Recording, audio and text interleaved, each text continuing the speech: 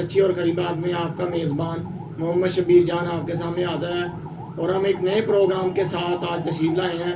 ہمارے ساتھ اس وقت مسلم لیگ نون کے سینئر نائب صدر یوتھ ونگ ضلع فیصل آباد رانا نعیم بھٹی صاحب موجود ہیں اسٹوڈیو میں، ہم ان کو ویلکم کرتے ہیں۔ ان کا بہت شکریہ، انہوں نے قیمتی وقت دیا، تو ہم ان سے چند سوالات کریں گے اور ان کے جوابات لیں گے۔ تو رانا صاحب کیا حال چال ہے؟ ٹھیک ٹھاک ہیں؟ تو یہ بتائیے گا کہ مسلم لیگ نون ہی کیوں آپ نے چوز کی؟ نحمدہ و نصلی علی رسولہ الکریم، اما بعد، فاعوذ باللہ من الشیطان الرجیم، بسم اللہ الرحمن الرحیم۔ جی، سب سے پہلے تو میں آپ کو بتاتا چلوں کہ گزشتہ 40 سال سے میرا خاندان پاکستان مسلم لیگ نون کو ووٹ اور سپورٹ کرتا آ رہا ہے۔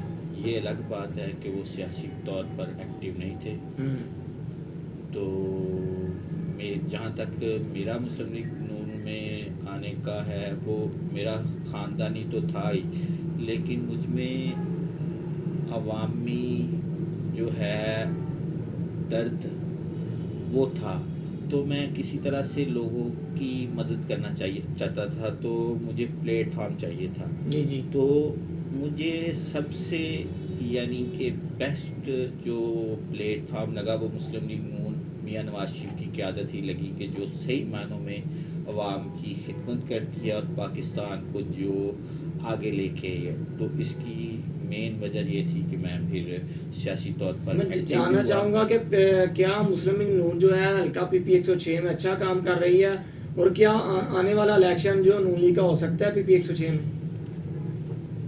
جی، جیسا کہ آپ کو معلوم ہے کہ مسلم لیگ نون اپوزیشن کی جماعت ہے، ٹھیک ہے۔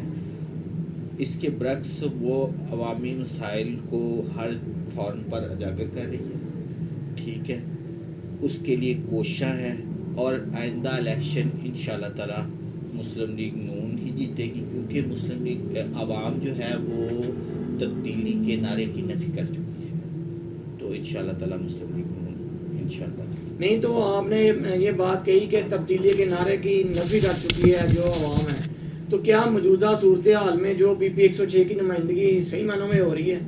جی، بدقسمتی سے دڑے کی سیاست فروغ پا رہی ہے، اور چند نام نہاد گنے چنے لوگوں کے کام ہو رہے ہیں، اور موجودہ حکمران جو ہے وہ خوش آمدی لوگوں کو زیادہ پسند کرتے ہیں، اور ان کی خوش آمد کو سن کے وہ کیا اسے کہتے ہیں، خواب خرگوش کے مزے لے رہے ہیں۔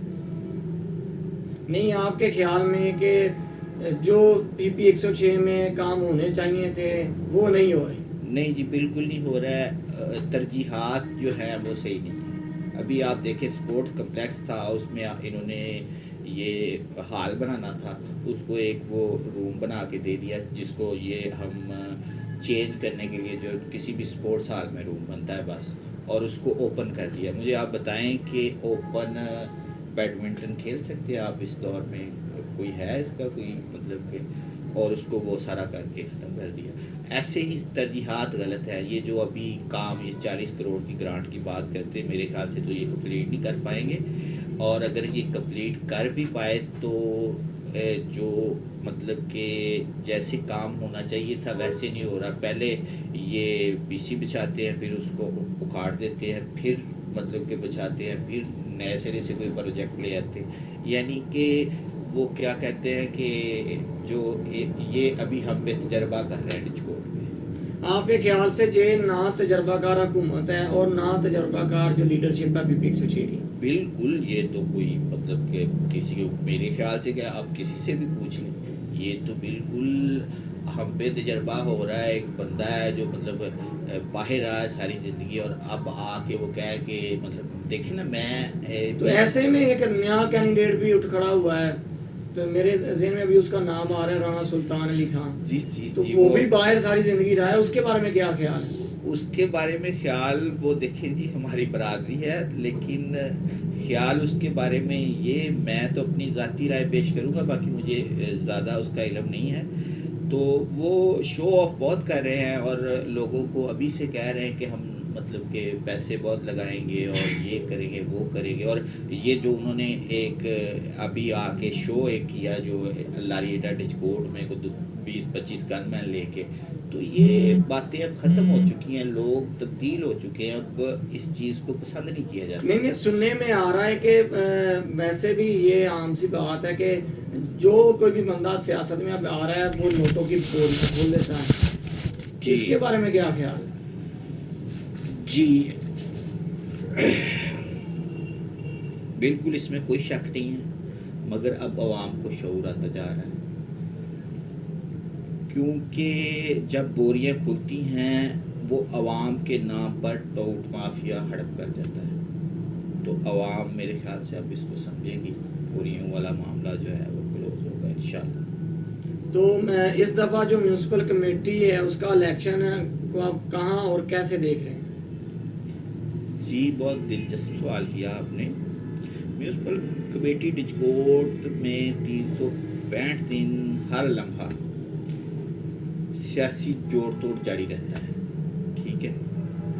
اور ایک طرف بلال شاہ صاحب ہیں جن کو سابقہ MNA میاں فاروق صاحب ان کا آشیرواد حاصل ہے, اور ان کے جو ترقیاتی کام ہیں ان کو عوام یاد کر رہی ہے.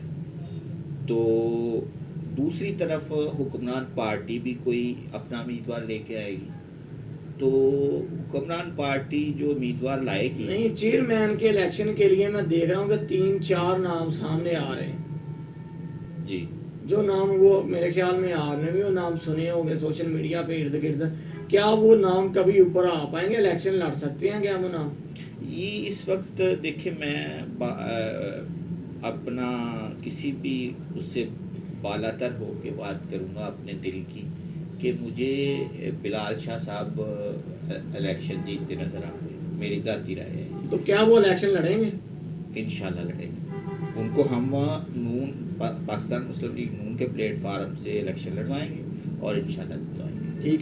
اچھا, تو ڈچکوٹ کی سیاست اور باقی علاقوں یا کافی 106 کی سیاست اور باقی علاقوں کی سیاست اس میں واضح فرق کیوں ہے؟ دیکھیں جی, ڈچکوٹ جو ہے یہ مسلم لیگ نون کا گڑھ ہے, لیکن بدقسمتی سے اس کو تڑوں کی سیاست میں گھسیٹا جا رہا ہے.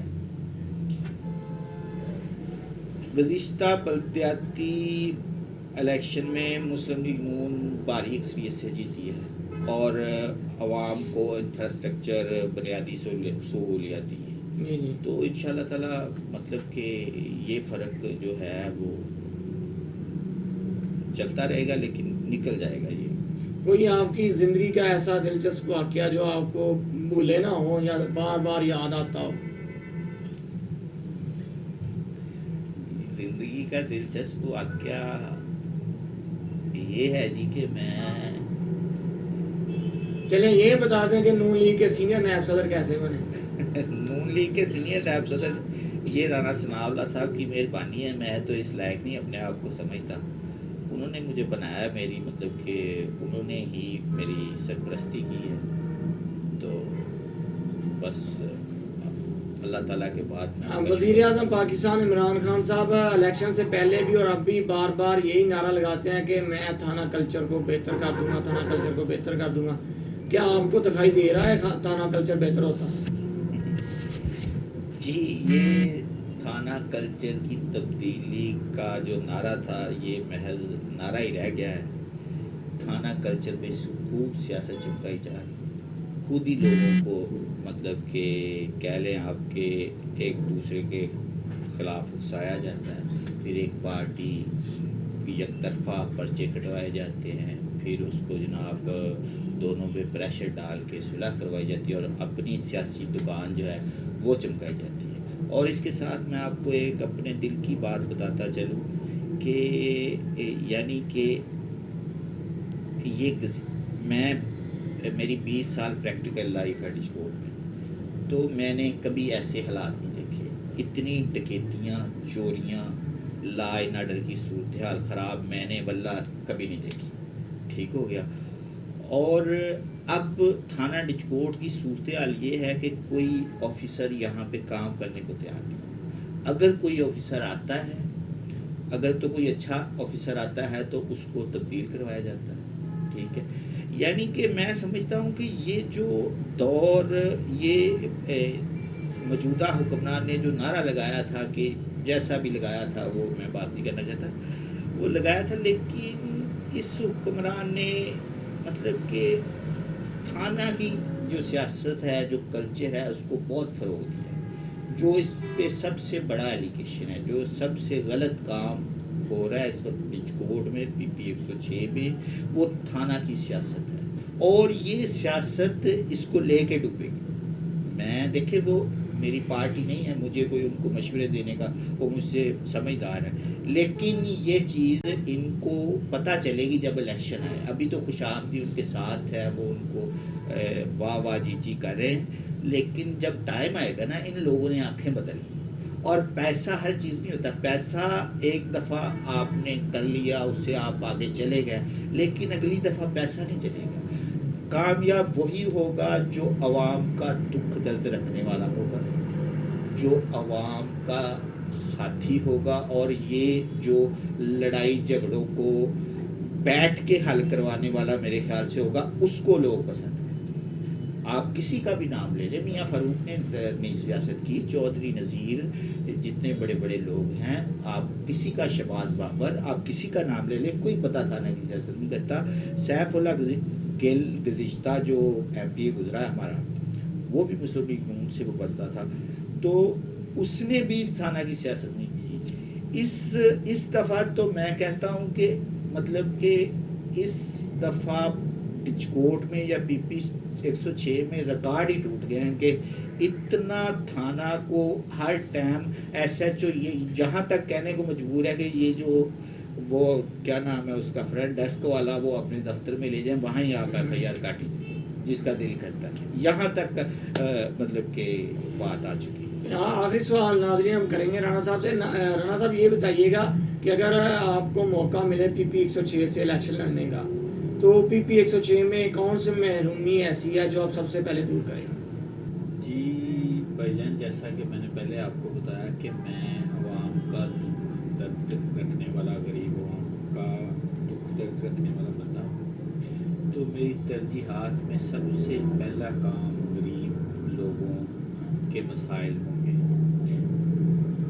میں جتنا بھی کر سکا غریبوں کے لیے انشاءاللہ تعالیٰ کروں گا. یہاں پہ ویلفیئر سوسائٹیاں بنیں گی، لنگر کھانے کھلیں گے انشاءاللہ، اور یتیم بچیوں کی شادیاں ہوں گی. یعنی کہ ویلفیئر کے کام میری پہلی اور آخری ترجیحات میں شامل ہیں. جی ناظرین، بالکل رانا نعیم بھٹی صاحب سینئر نائب صدر مسلم لیگ نون یوتھ ونگ ضلع فیصل آباد ہمارے ساتھ موجود تھے. بہت شکریہ آپ کی تشریف آوری کا. تو ان سے ہم نے بہت سارے سوالات کیے اور ان کے جوابات لیے ان سے. تو امید کرتے ہیں آپ کو بھی ان کے جوابات سن کر جو ہے وہ مزید جو PP 106 کی جو سنوارنے کی طرف انشاءاللہ کوشش کریں گے. اپنے کمنٹس ہمیں لازمی دیجیے گا. شکریہ.